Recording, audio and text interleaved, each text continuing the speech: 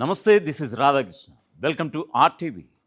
నిన్నటి వరకు అది ఒక సోషల్ మీడియా మెయిన్, కానీ ఇవాళ అదే ఒక మహాప్రభంజనంగా మారి దేశ రాజధానిని షేక్ చేయబోతోంది. అవును, ఆన్లైన్ నుంచి గ్రౌండ్లోకి ఎంటర్ అవుతోంది కాక్రోచ్ జనతా పార్టీ. లక్షలాది మంది విద్యార్థుల జీవితాలతో ఆడుకుంటున్న విద్యా వ్యవస్థపై, వరుస పేపర్ లీకేజీలపై జూన్ 6న మరికొన్ని గంటల్లో ఢిల్లీలోని జంతర్ మంత్ర వేదికగా ఒక చారిత్రక యుద్ధానికి శంఖారావం పూరించింది సీజేపీ. అమెరికా నుంచి ఇండియాకు ఫ్లైట్ ఎక్కిన సీజేపీ ఫౌండర్ ఇంతకీ ఎవరు? పోలీసుల పర్మిషన్ లేకుండానే ప్రొటెస్ట్ ఎందుకు చేయబోతున్నారు? అడుగడుగునా ఉత్కంఠ రేపుతున్న cockroach Janata party mega protest వెనుకున్నటువంటి అసలు కథ ఏంటో ఈ వీడియోలో డీటెయిల్డ్గా చూద్దాం. జూన్ 6న జరగబోతున్న మహా నిరసనకు పిలుపునివ్వడానికి ముందే కాక్రోచ్ జనతా పార్టీ పక్కా ప్లాన్ రచించింది.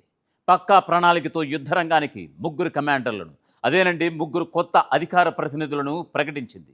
వారు మామూలు వ్యక్తులు కాదు, అకాడమిక్ బ్రాండ్స్ ఉన్న ఎలీట్ యూత్.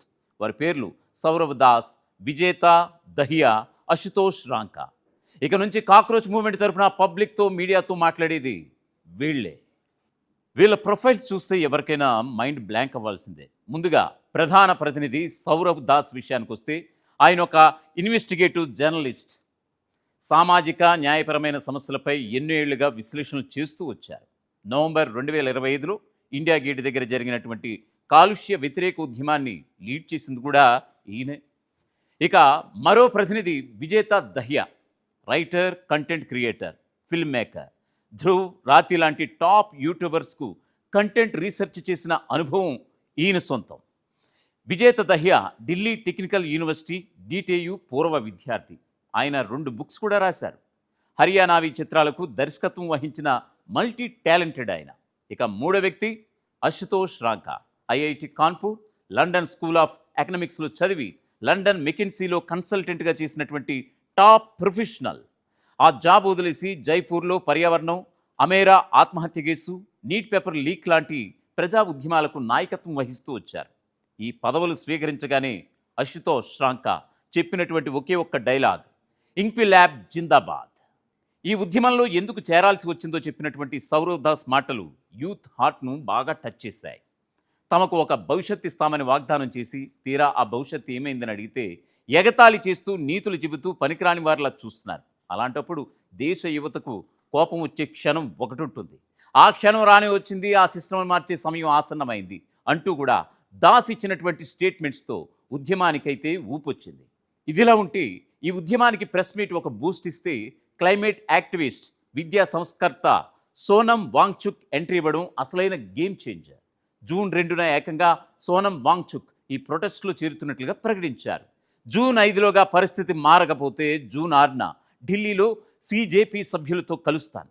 పరిస్థితులు ఇంతగా దిగజారితే ఆత్మగౌరవం ఉన్నటువంటి ఏ మంత్రి అయినా సరే రాజీనామా చేయాలి. దీని ప్రభావం లక్షలాది యువత జీవితాలపై, భారతదేశ భవిష్యత్తుపై పడుతోంది అని సోనం వాంగ్చుక్ హెచ్చరించారు. చూసారుగా, వాంగ్చుక్ లాంటి గ్లోబల్ లీడర్ సపోర్ట్ చేయడంతో ఈ కాక్రోచ్ జనతా పార్టీ ఉద్యమం కాస్త జాతీయ స్థాయి డిబేట్గా మారిపోయింది. ఇక అసలు మ్యాటర్లోకి వద్దాం.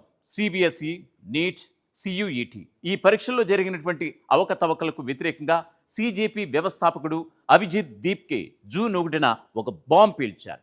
ఆన్లైన్ క్యాంపెయిన్తో హీట్ పుట్టించినటువంటి అభిజిత్ దీప్కే గ్రౌండ్లోకి దిగబోతున్నారు. జూన్ 6న అంటే మరికొన్ని గంటల్లో జంతర్ మంతర్ వద్ద మొదటి ఆఫ్లైన్ నిరసనకు పిలుపునిచ్చారు. దీనికోసం ఆయన ఏకంగా అమెరికాలోని బోస్టన్ నుంచి ఇండియాకు ఫ్లైట్ ఎక్కారు. అందరికీ నమస్కారం. నా దేశానికి, నా ఇంటికి తిరిగి వస్తున్నాను. నీట్ విద్యార్థుల ఆత్మహత్యలు, పేపర్ లీకుల వల్ల లక్షలాది మంది కష్టార్జితం వృధా అవుతోంది. విద్యాశాఖ మంత్రి ధర్మేంద్ర ప్రధాన్ తక్షణమే రాజీనామా చేయాలంటూ అభిజిత్ దీప్కే చేసినటువంటి ఒక వీడియో సోషల్ మీడియాలో ఇప్పుడు సెన్సేషన్గా మారింది. అయితే ఇక్కడ పెద్ద ట్విస్ట్ కూడా ఉంది. ఇంత పెద్ద ప్రొటెస్ట్కి వీళ్ళు పోలీసులు పర్మిషనే తీసుకోలేదు. అవును, మీరు వింటున్నది నిజమే. ఢిల్లీ లాంటి సెన్సిటివ్ ఏరియాలో, అందులోనూ ఎలక్షన్స్ వాతావరణంలో పర్మిషన్ లేకుండా ప్రొటెస్ట్ చేయడం ఏంటి? భద్రతా కారణాల దృష్ట్యా అనుమతి తీసుకోవడం తప్పనిసరి కదా.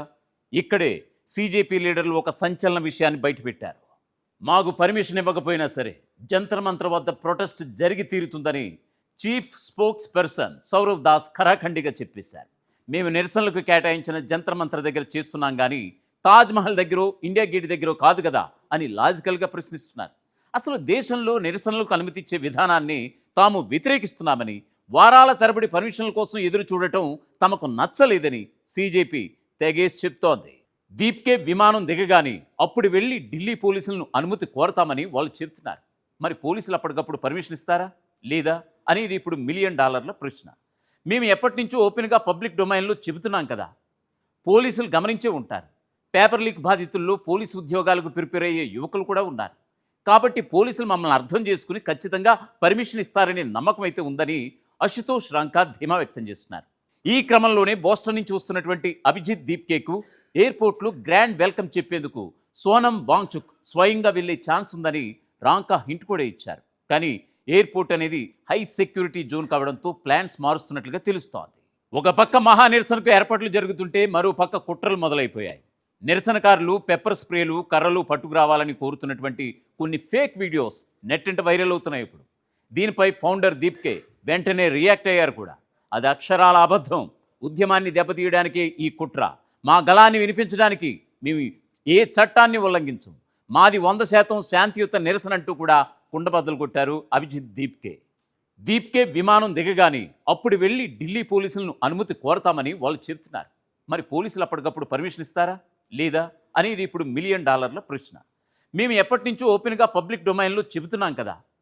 పోలీసులు గమనించే ఉంటారు. పేపర్ లీక్ బాధితుల్లో పోలీసు ఉద్యోగాలకు ప్రిపేర్ అయ్యే యువకులు కూడా ఉన్నారు.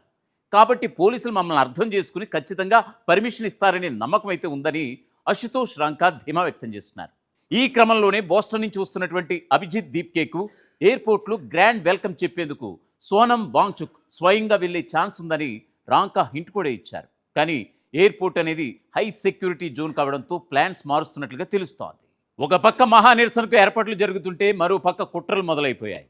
నిరసనకారులు పెప్పర్ స్ప్రేలు కర్రలు పట్టుకురావాలని కోరుతున్నటువంటి కొన్ని ఫేక్ వీడియోస్ నెట్టింట వైరల్ అవుతున్నాయి ఇప్పుడు. దీనిపై ఫౌండర్ దీప్కే వెంటనే రియాక్ట్ అయ్యారు కూడా. అది అక్షరాల అబద్ధం, ఉద్యమాన్ని దెబ్బతీయడానికే ఈ కుట్ర, మా గళాన్ని వినిపించడానికి మేము ఏ చట్టాన్ని ఉల్లంఘించం, మాది 100% శాంతియుత నిరసన అంటూ కూడా కుండబద్దలు కొట్టారు అభిజిత్ దీప్కే.